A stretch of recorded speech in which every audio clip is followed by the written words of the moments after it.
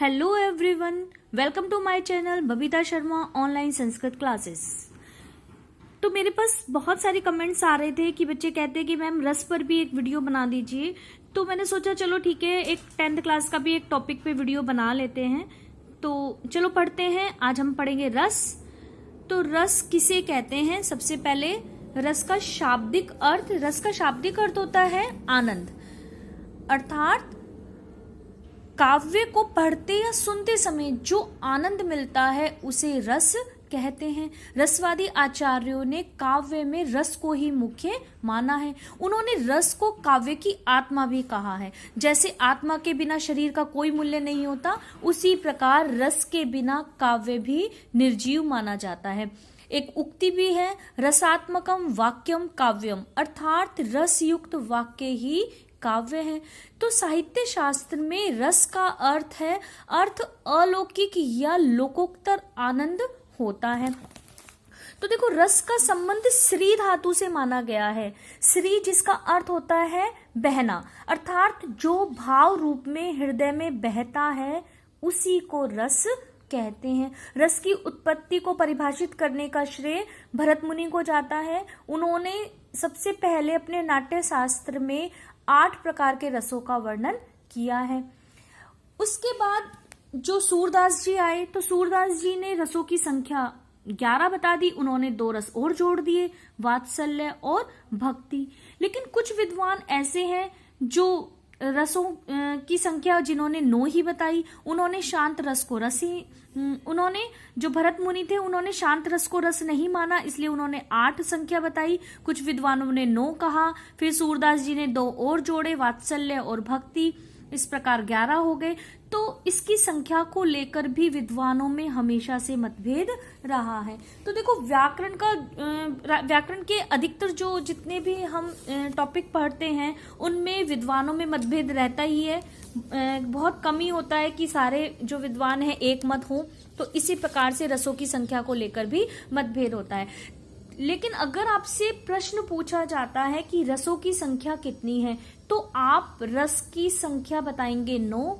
लेकिन यदि आपसे पूछा जाता है कि भरत मुनि के अनुसार रस कितने प्रकार के होते हैं, तो आप बताएंगे 8। और एक क्वेश्चन ये भी है कि सूरदास जी ने और कौन से 2 रस बताए हैं या जोड़े हैं, तो वो 2 रस हैं, वात्सल्य और भक्ति रस। तो इस प्रकार ये रस हो गए 11। और इन रसों के स्थायी भाव, तो एक बार रस और उनके स्थायी भाव देख लेते हैं। पहला रस है श्रृंगार रस, इसका स्थायी भाव है रति या प्रेम। दूसरा है हास्य रस, इसका स्थायी भाव है हास।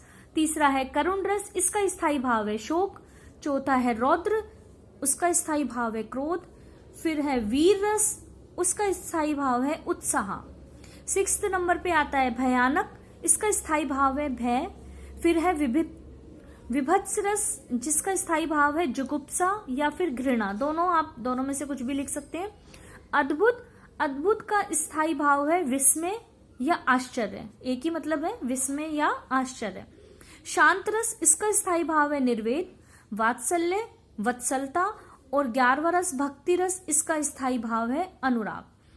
अब विद्वानों ने वात्सल्य और भक्ति रस को श्रृंगार रस में ही शामिल कर लिया है। तो इस प्रकार से रसों की संख्या 9 मानी गई है। अब हम पढ़ेंगे रसों के अंग। रस के कितने अंग होते हैं? तो देखो, रस के 4 अंग होते हैं। पहला है स्थायी भाव, विभाव, अनुभाव और संचारी भाव। तो स्थायी भाव किसे कहते हैं? स्थायी जैसे नाम से ही पता चल रहा है, जो स्थिर है। और भाव का मतलब होता है होना, अर्थात जो भाव हमारे अंदर पहले से ही स्थित है, यानी जो भाव हमारे अंदर जन्म होते हैं या पहले से ही विद्यमान होते हैं, उन्हें स्थायी भाव कहते हैं। प्रत्येक रस का एक स्थायी भाव होता है। दूसरा है विभाव। स्थायी भाव को जागृत करने वाला तत्व विभाव होता है। अर्थात स्थायी भाव तो हमारे अंदर पहले से ही होते हैं, लेकिन जिनकी वजह से भाव उत्पन्न होते हैं उन्हें विभाव कहते हैं। तो देखो, कब हम खुश होते हैं या हम दुखी होते हैं, ये सारे भाव हमारे अंदर हैं। लेकिन कभी कोई हमसे ऐसी कोई बात कह देता है, ऐसी कोई घटना हमारे साथ घटित हो जाती है जिसकी वजह से हमारे अंदर स्थित भाव उभर कर आ जाता है, उत्पन्न हो जाता है। तो जिसकी वजह से भाव उत्पन्न होते हैं उन्हें कहते हैं विभाव। अब विभाव भी दो प्रकार के होते हैं, एक होता है आलंबन और दूसरा होता है उद्दीपन। तो आलंबन जो है, आलंबन का अर्थ होता है सहारा, यानी जिस चीज के कारण स्थायी भाव उत्पन्न हो, जैसे नायक और नायिका, उसे कहते हैं आलंबन। अब आलंबन भी दो प्रकार का होता है, आश्रयालंबन और विषयालंबन। पर इतना डीपली आपको जाने की जरूरत नहीं है, बस जस्ट आप पढ़ लो कि आलंबन होता क्या है। आलंबन जिस चीज के कारण स्थायी भाव उत्पन्न हो उसे आलंबन कहते हैं। फिर है उद्दीपन। उद्दीपन वो होता है जो स्थायी भाव को तीव्र करने वाला तत्व उद्दीपन कहलाता है, जो स्थायी भाव को तेज कर देता है। जैसे सौंदर्य, कि हमने किसी की सुंदरता को देखा तो हमारे मन के अंदर जो भाव है वो एकदम से तीव्र हो जाएगा, एकदम से जाग जाएगा। तो सौंदर्य ये उद्दीपन कहलाता है। फिर तीसरा है अनुभाव। अनुभाव किसे कहते हैं? मन के भावों को व्यक्त करने वाली शारीरिक चेष्टाएं अनुभाव कहलाती है। शारीरिक चेष्टाएं जैसे हम आंख के द्वारा जिनको प्रकट करते हैं, जैसे आंख मारना, सांसें तेज होना, तो ये कहलाती हैं अनुभाव। इनकी संख्या है 8। उसके बाद आता है संचारी भाव। संचारी भाव का पहले संचारी शब्द का अर्थ होता है साथ साथ चलना, यानी संचरणशील। संचारी भाव मन के चंचल विकार होते हैं। देखो, जो कुछ समय के लिए हमारे मन में आते हैं, जैसे पानी में बुलबुला उठता है, वो थोड़ी सी देर के लिए उठता है, फिर उसके बाद वो नष्ट हो जाता है। तो इसी प्रकार से ये संचारी भाव जो हमारे मन में थोड़े समय के लिए जन्म लेते हैं और उसके बाद वो स्वतः ही नष्ट हो जाते हैं। तो जैसे चिंता है ना, हर्ष, घृणा आदि, इनकी संख्या 33 मानी गई है। तो ये तो हो गए काव्य के अंग।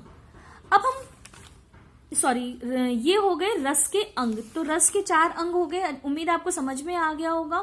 नेक्स्ट वीडियो में हम पढ़ेंगे श्रृंगार रस।